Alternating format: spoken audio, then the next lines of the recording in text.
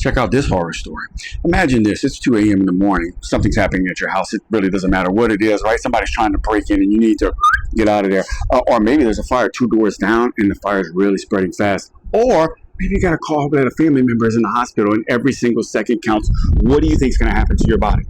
Your adrenaline levels, they're going to spike up, right? Your heartbeat, it's going to your eyes, going to be right open. Your body's going to start doing exactly what God designed it to do. It's going to be preparing to actually move, act, and survive, right? Do you get me? So what do you think you're going to do? You're going to grab your keys. You're going to beeline straight to that vehicle. You're going to hop in. You're going to turn the keys, ignition, and nothing's going to happen. What? You're going to panic. You're going to do it again. Nothing's going to happen. Oh, my God. It's not because the battery's dead. It's not because you forgot your keys, because you got them in your hand. No. It's because Ford's brand new patented biometric surveillance system that scans your face the minute you sat down, right? Oh, it sees your elevated heart, right? It also sees your pupils dilated. It flags your stress response as potential threat and decided that you, my friend, are a risk to drive. Crazy horror story, right? It's not a horror story. It's Ford's new patent. Oh, I honestly wish it was a horror movie. I really do. Right? If your car, your property, your emergency, and this machine that they patented told you no.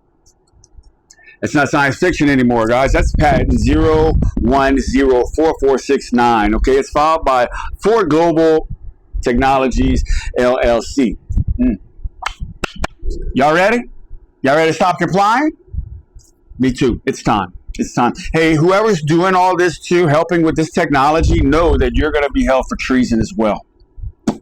Yep. Just to let you know.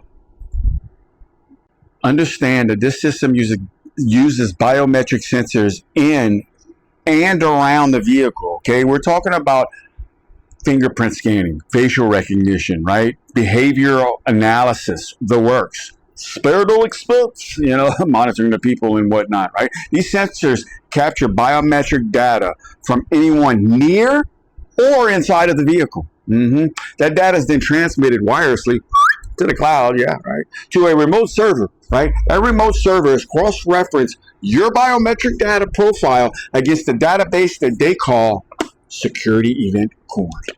And what is that, you ask? Well, I'm glad you asked. That's their own definition. Patent language defines it as a database connecting the identities of people who have active warrants and missing persons reports. Yep, this is going to be a very slippery slope if you don't stand up now. It's time. You will not comply with this bullshit.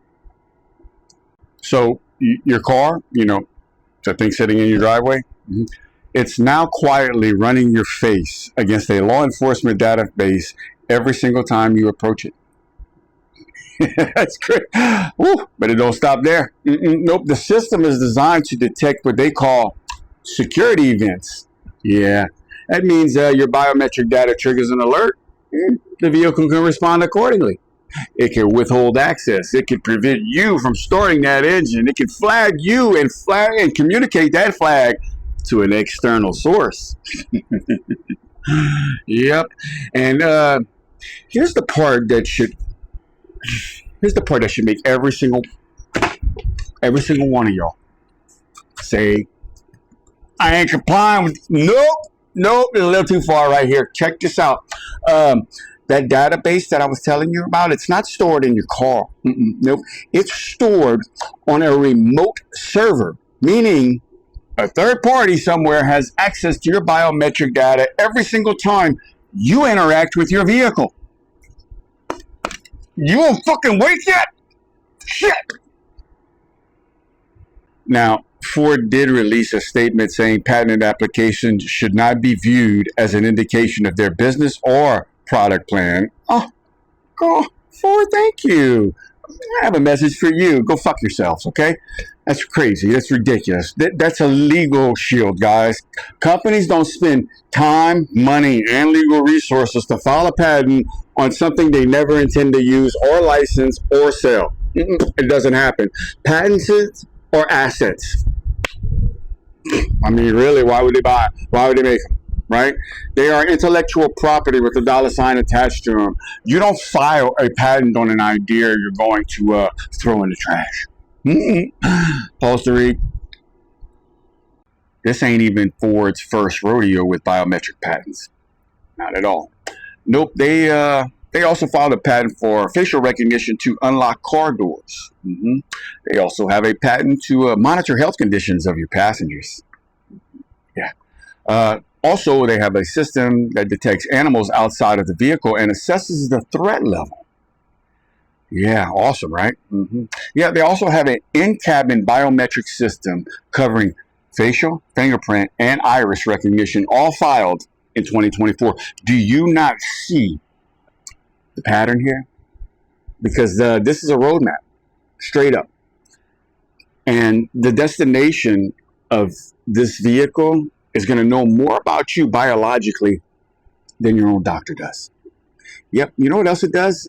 It reports that information to parties that you never considered to share it with in the first place. Imagine that. You see, what we're watching a car transform from a symbol of freedom and mobility into a rolling surveillance node. Yep. It's time. It's time. Now, let's talk about consent, because this is where it gets deeply uncomfortable, okay? Whenever you buy a car, what exactly are you buying? You're buying transportation. You're buying mobility. You're buying the ability to move freely, right?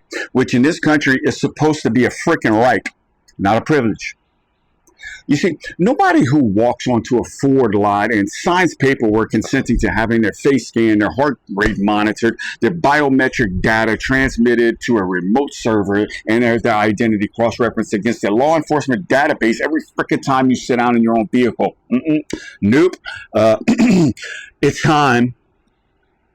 And that consent is never going to be clearly stated. You know that, right? It's going to be buried into the terms of service agreement. It's going to be in the fine print of the software update. That's right. And one day you're going to go ahead and click I agree on that screen in your dashboard without even knowing what you just gave up. You see, Illinois and California both already have biometric privacy laws that would directly challenge this technology. But most states, no, they don't have those protections. And federal law doesn't even come close to covering this yet. So the vast majority of Americans, let me tell you something, there is nothing standing between them and the system being fully deployed with zero recourse. Yep, it's time. It's time. Now, I want to talk to some very specific people right now. I want to talk to the men and women who clock in every single day at Ford factories. You know, the people on the assembly lines, the engineers in the lab, the software developers writing the code, the technicians, the designers, right? All of the people who make Ford what it is on that ground level. Okay, I'm not talking about the executives in the boardroom. I'm not talking about the lawyers that file the patents. Nope, I'm talking about actual human beings that are building these vehicles with their own hands. Okay, I got something to tell y'all. Y'all come here for a second. Look, guys, I know most of y'all didn't sign up to build a surveillance state on wheels. And I know most of you took the job to provide for your families. And I know most of you out there are actually good people. But there's something I have to ask you directly. Where does your loyalty lie? Because there's coming a point, and we may already be at it, where the things being designed inside of those facilities are going to be used against the very communities that you live in. They're going to be used against your neighbors, against your family members, against you. It's time. So when your coworker's daughter can't start her car in an emergency because the algorithm flagged her as a stress response, that's on the hands of everyone that built that system and said nothing. You get me? That's a system people chose to build. Okay? Look, I'm not here to vilify you. I'm here to appeal to you. It's time. The most powerful thing that can happen right now, more powerful than any protest, more powerful than any lawsuit, more powerful than any news story, is the people on the inside deciding that they won't be complicit, deciding that they'll speak up, deciding that they'll push back, deciding that they'll ask the hard questions in the meetings and in the break rooms, in the design reviews. Whistleblowers change history, but insiders change outcomes. Let's go. Do you understand that unity between the people on the outside who are aware and people on the inside who have access? My guys, That's when the needle actually moves. Hmm. This is bigger than one patent. This is about whether or not we're going to allow our vehicles, one of the last symbols of individual freedoms and movement in this country, to become an instrument of surveillance and control. You see, the technology, it's being built right in front of us, right? And the question is whether we, the people, are going to allow it to be deployed. You know what you're building. You know who you're building it for. So you might want to decide with a clear conscience whether you're going to be able to live with this or not. Mm-hmm. And I hope you make the right decision. I love y'all. I'll see you on the next one. Later.